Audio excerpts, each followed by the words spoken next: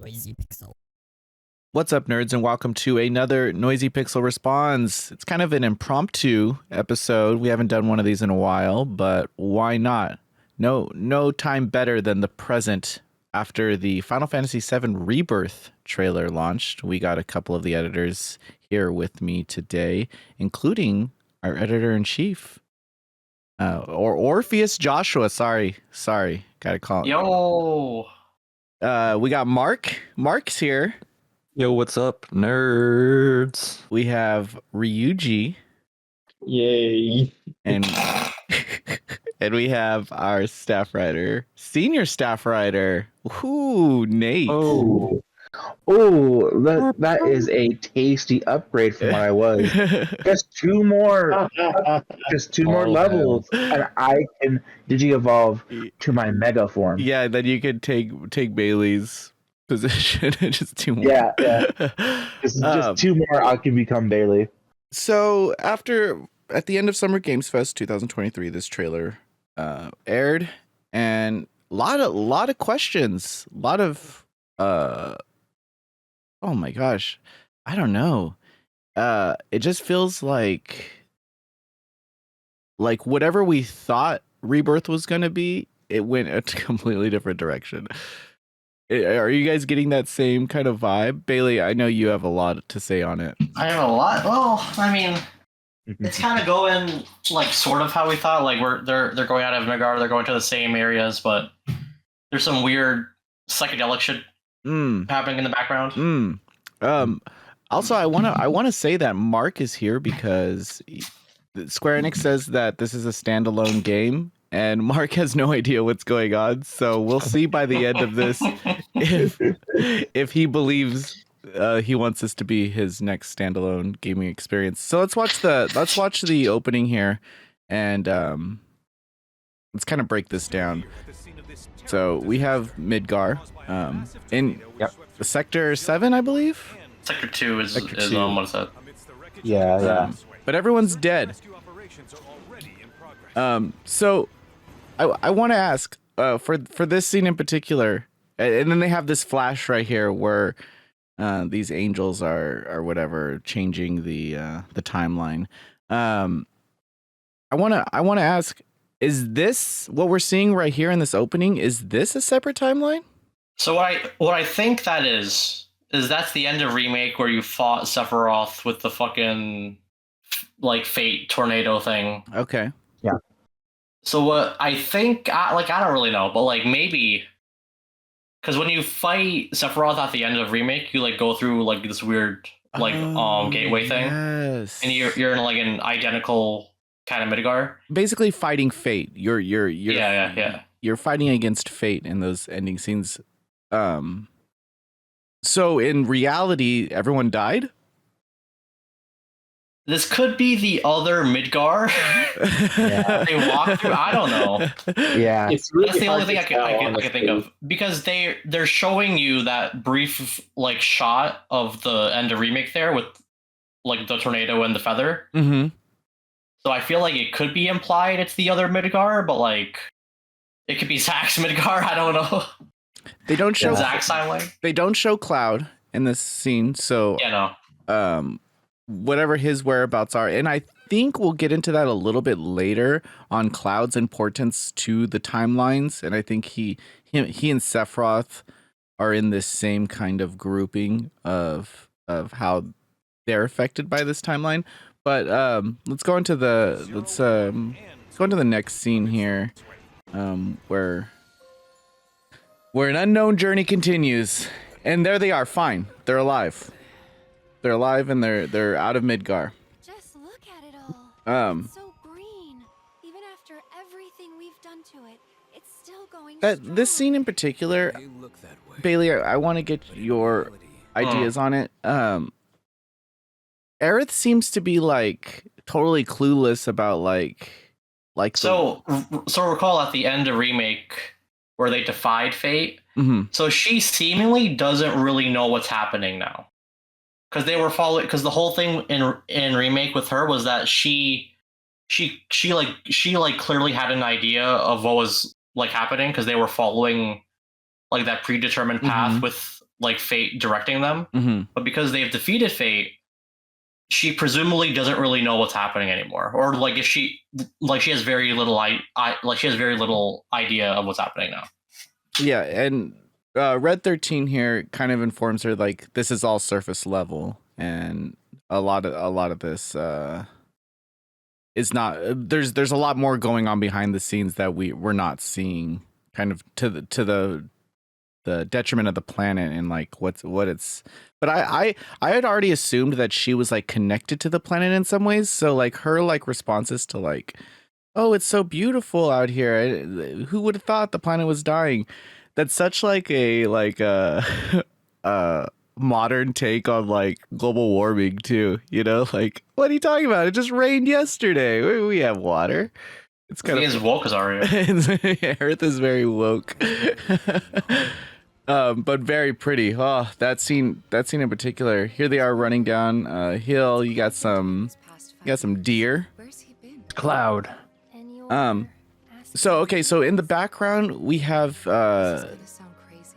Tifa kind of talking to Aerith about Nibelheim and what happened 5 years ago when Sephiroth, Cloud, and Zack showed up there. So I guess kind of break down your thoughts on that scene, Bailey. Where she's talking to Aerith? Yeah, a lot of time has passed between when kind of like in that 5 years, and like it's funny how Tifa's like asking Aerith like what's going on with Cloud, you know. It's like as if Aerith knew more than what she was leading on to, or they didn't really talk about how long her and Cloud have actually known each other. I don't know, it's kind of a I think they all kind of know at this point that like Aerith pretty much knows a lot more than they do about all of them. But like, I don't know, it's weird because like they're kind of making you think that the Nibelheim incident isn't what we've seen yet, like what we're familiar with. Yeah, I think it's also interesting that in the the original game, Aerith and Tifa, outside of like the Don Corleone's whatever like little mansion scene, they don't really interact. They don't really interact that much, huh? Yeah, and well, like they're a lot closer in remake than they are here. I think so too, and I think this scene right here in particular says a lot, because I don't remember them ever having like any type of collaboration after that scene. They never like worked directly together. So I'm hoping that maybe we see just a scene of just them two, and Tifa's just like, hey, what the hell's going on? But again, in the trailer, it gets a little more complex. So right here we have some chocobos. So they definitely go to the Chocobo Ranch, As far as I know, and you can ride them. Is this game open world? So they've said, so from what I recall, they've said it's not open world, but like it could be like 16 where there's just a bunch of open zones you have. Mm-hmm. So like there could be just like some big areas you could like walk around. And I do think that kind of ties into like the 2-disc, but that's just me. I know we'll get into some fan theories at the end of this about the 2 discs, but I'm just thinking it's like let's get ahead of like these installs and put 100 gigabytes on your hard drive. My God, rip everyone's PS5 storage. I think it's just like I think that the game is just too fucking big, is like what it comes down to with the 2 discs. And then right here we go to Cosmo Canyon, which I think is interesting because we honestly don't know how far Rebirth is going to go in terms of when it's going to cut off. We could have guessed that the first one was just Midgar in a game of its own, but the second one is kind of open to be like, how far does it go? Like people kind of like the commonly like held theory for a while was like it would like stop when like Cloud goes apeshit at the mountain with the bacteria, but like now like I don't really know what they're gonna do. Yeah, I would assume that the ending would be Aerith's death scene, and I think that was the end. Oh, sorry, spoilers. I know. I know that that was like one of the disc transfers for the original game, so that was my assumption. But yeah, I don't know. I don't know now. I would hope that it was the meteor. So right when the meteor comes, they're like fucked. It's like a Revenge of the Jedi or the Sith type of thing, where like all hope is lost, you know, and then you have the Empire Strikes Back, and then you have Return of the Jedi. So at the end of Empire Strikes Back, you're like, well, everyone's fucked, and then Return of the Jedi, they're like, we're coming back. So I would like one of those endings where it's just like everything's fucked. And this is Red 13's uncle, grandpa.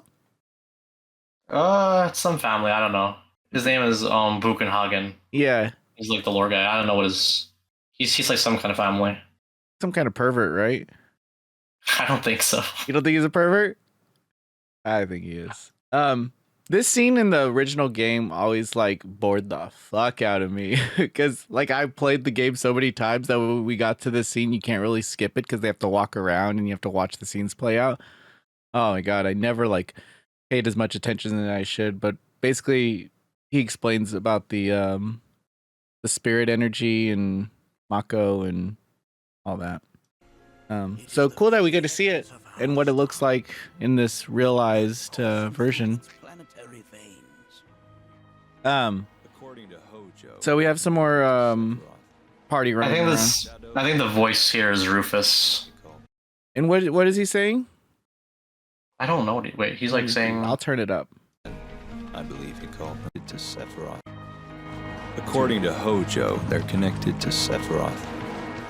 Shadows of the Man, I believe he called. I think he's talking about the people in the cloaks. I forgot what their names are. Like the fail clones, like the ones who are in the cloaks all the time. Yeah, them. The numbered dudes. Yeah.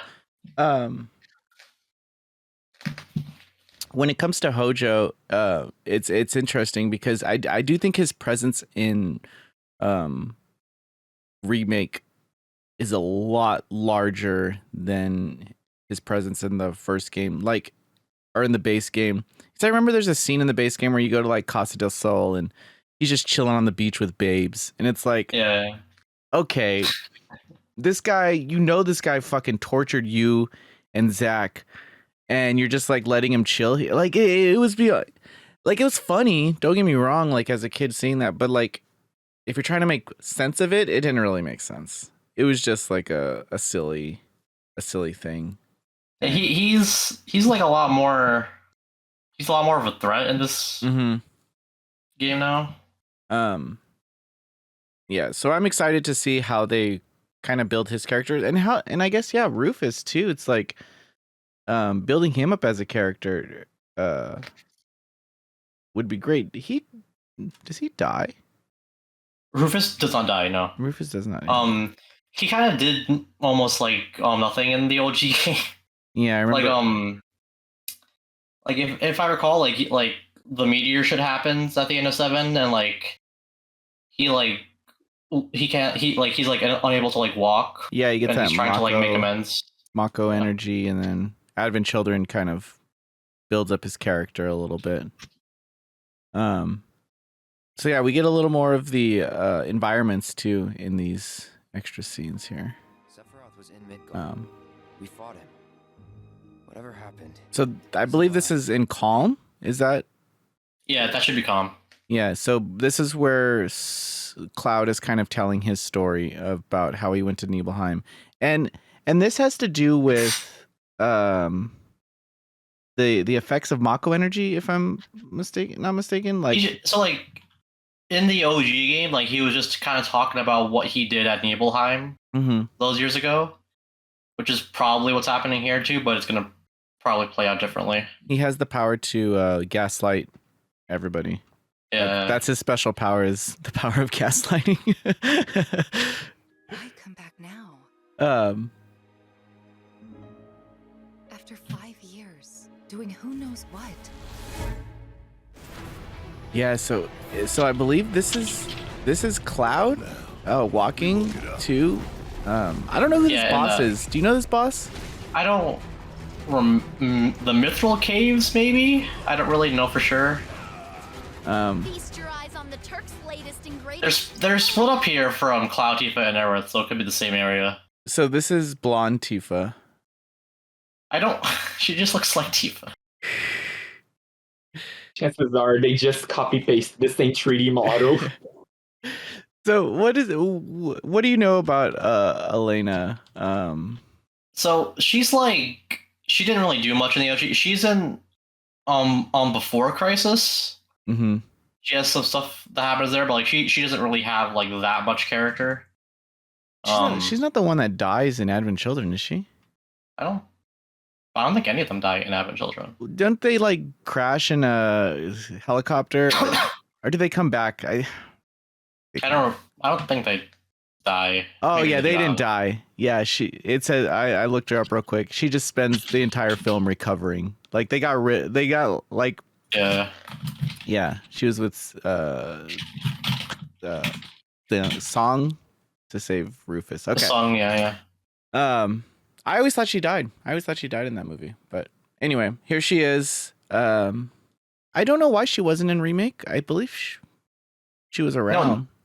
No, she only because she only like this is when she first appears. Oh, right when they leave. Yeah. Right when they leave Yeah. Midgar and like. Yeah, she's not in she's never been in Midgar. Yeah. Again, I will say that the Turks are a way bigger threat in remake than they were for me in the base game. Well, like when you leave Midgar in the PS1 game, they're just kind of not there. Yeah, they kind of like they show up, they move the plot in some ways, but they're like, you're not my mission, so we're not gonna bother with you, type of thing. But man, like all those guys are assholes. Like I don't like they were like the comic relief in some instances, some like side stories and stuff like that. But yeah, they're I mean, like they don't like what they're doing. You think so? I think Reno really likes what he's doing. When the plate fell, they they were all really upset. Yeah. Reno and Rude were like pretty upset when they had to make the plate fall. Yeah, I guess they're all just following orders at this point.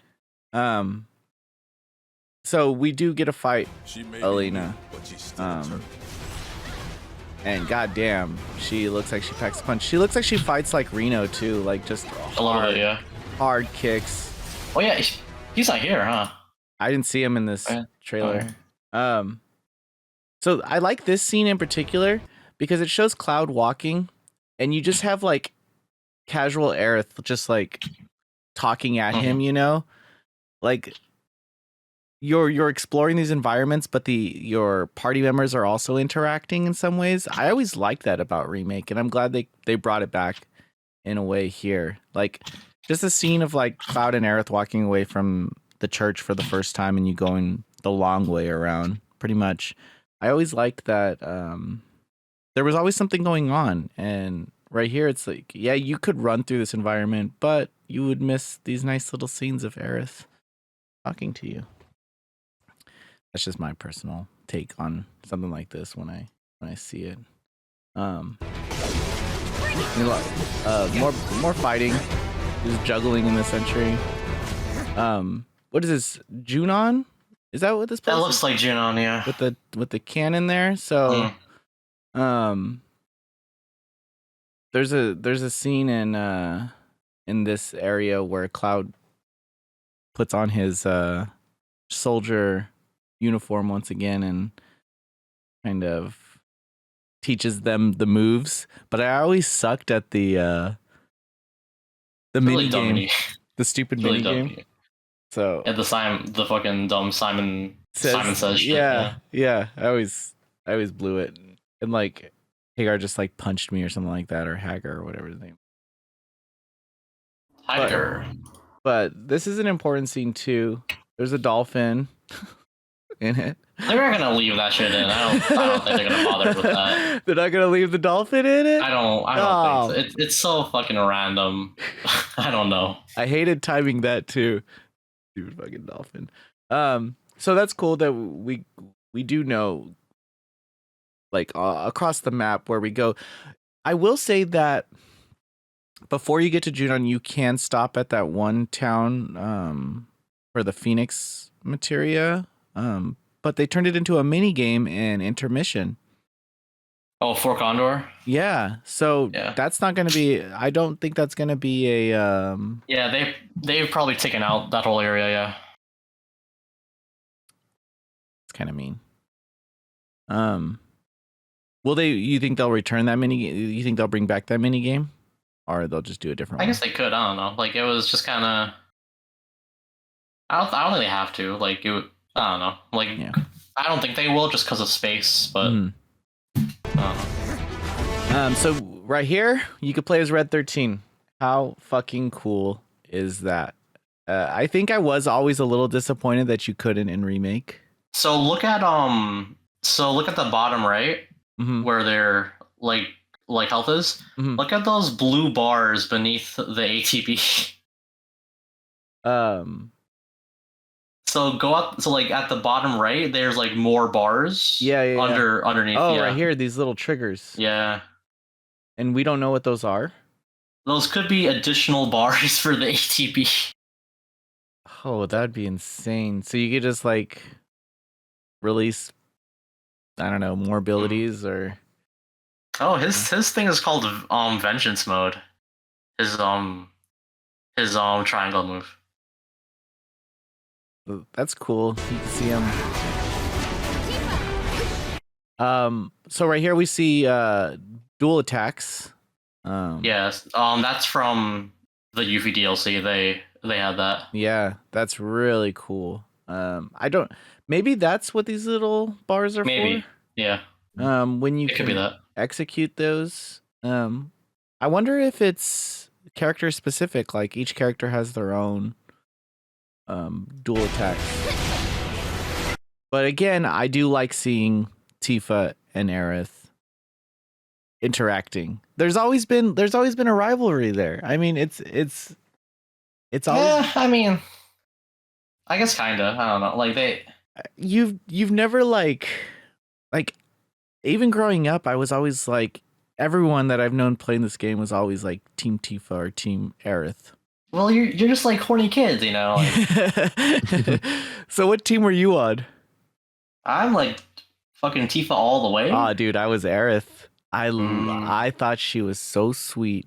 I remember laughing and just like smiling to her stupid little jokes. I was a simp. Falling in love. If I've ever been a simp to anything, it was Aerith and her wholesome flowers. And also, Okay, so Bailey mentioned the blue bars, but there's also something else. Yeah. And I don't remember that in remake. In the commands menu on the bottom left, there's this like red orb. oh yeah. Oh yeah, that's materia maybe or something. I was don't know. thinking it was a material or a summon, maybe. You having a summon summon. equipped? Yeah, maybe. I don't know. Actually, I don't know how they're gonna handle summons because you had like a lot of them. Yeah, in the remake. That's why, yeah. Yeah. The transfer, the save transfer, I haven't heard anything on that. Yeah, they haven't said anything about that. Oh my god, could you imagine if nothing happens? The sucky thing is, and I'll say it right now. The sucky thing is that people who only have a PS4 have not even played the Yuffie DLC. Yeah. Like that kind of sucks. Yeah, because so they haven't even seen like the end ending. You know what I'm saying? Mhm. Anyway. Let's see what happens. So UV and Red 13 have kind of a group attack, and Cloud and Barrett boyfriend. Okay. Away from me! Okay, so she's clearly freaking the fuck out right here. Okay, so right now I believe they're on the ship when you have to like sneak on. Okay. I believe yeah. So she's scared. So at the end of her DLC, she fights Nero. Yeah. And Sonon, quote unquote, dies. We don't know. But like Sephiroth here, he's like talking about how Genova works. So she's just like seeing some shit. I'm thinking that, man, like she ended that DLC pretty strong, but she clearly knew that she needed help. But her reaction right here is something I've never seen from this character. It's a very different take on her. Oh yeah. Maybe if they're on the ship, maybe we can say that she's a little seasick and Oh yeah, she is. I forgot about that. Yeah, she is seasick. That's why she's so scared. She can't fight because she's sick. But she definitely has some trauma for like the Genova cells or whatever is going on right here. Maybe Weiss or Nero, like maybe like it's cut differently, but maybe they're in this scene at some point. Maybe, yeah, we don't know. It's very scary though. It's very scary. They say she's a monster. Okay, so it is Sephiroth. That she can peer And he kinda- inside you. Okay, so he explains something, and I think this touches on the timeline stuff where he talks about what Genova cells can do to your memory and like how it speaks to you. And I think we'll just listen to it. Into the very depths of your soul. That she can become those you hate, those you fear, those you love. Okay, that's. Is he giving away the plot right here? I mean, I don't know if in remake they already dropped a lot of fucking Yeah. lore. I don't think But compared to the OG game they are, but like now I don't think it really matters as much. So now with this information, looking back at the beginning, and they're dead. And coming up, there's a fucking huge thing that he says. But I don't like. Is he trying to insinuate that Cloud is making this up, or It's all a dream, Zarya. It's incredible. It's incredible. I have no idea. Like dealing with time is so difficult, but they're like trying to make it harder on them. I don't know. But let's get to the end so we can kind of wrap this talking point up. We do have Cloud being one of the reunion guys here. But it's in this it's the Zack timeline. yeah, no joke. Like a shaky like camera there, so I don't know if that's like the past or whatever they're trying to say. Yeah. You murdered my dad! You burned my village! You know that I killed her. So, who is she? Oh fuck, dude. Fuck. That They is actually have fucking blood in there. that's rated M. I got it. It's M rating. So in Final Fantasy VII and in Crisis Core, this scene happens where Zack and Cloud and Sephiroth end up in Nibelheim and go to this mansion and then figure stuff out about Genova, and Sephiroth freaks out. But anyway, Sephiroth ends up killing Tifa's dad, and she does she get cut?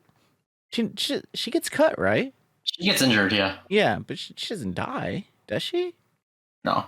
Well, no, of course she doesn't die, no. She doesn't die.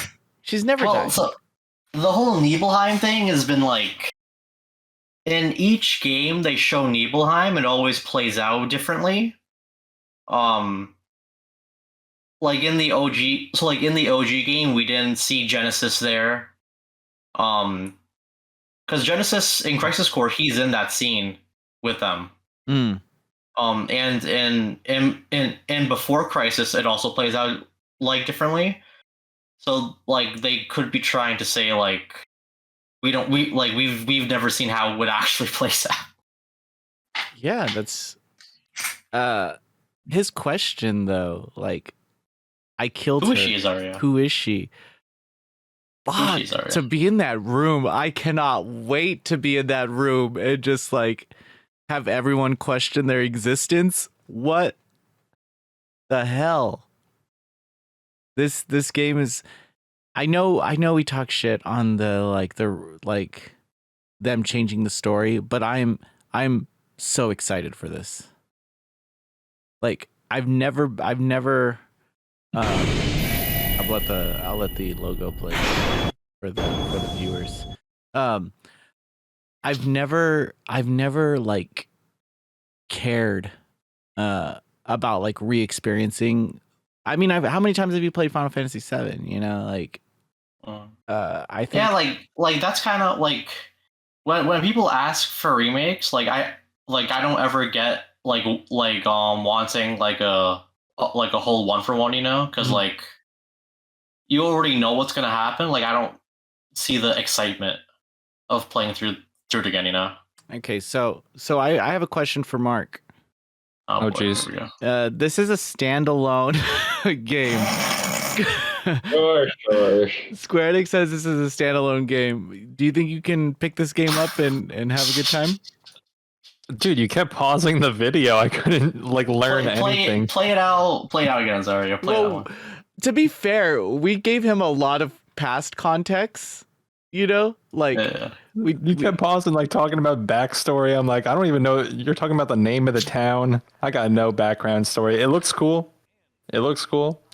Yeah, but would you want to start here? I guess is the question. I feel like this might be the best place to start. Oh my god, you're so fucking dumb.